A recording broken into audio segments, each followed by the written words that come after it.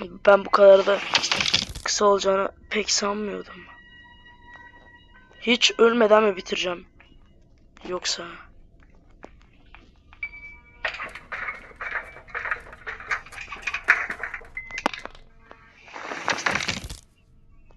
Hayır, bu dede de arkadaşlar işine gelince duyuyor.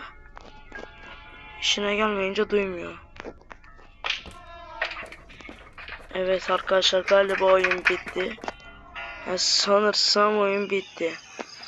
İlk önce şunu şöyle yapalım. Lan oğlum niye bağlanmıyor?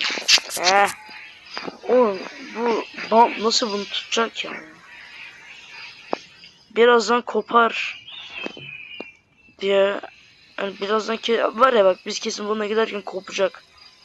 O kesin. Ya ben öyle düşünüyorum.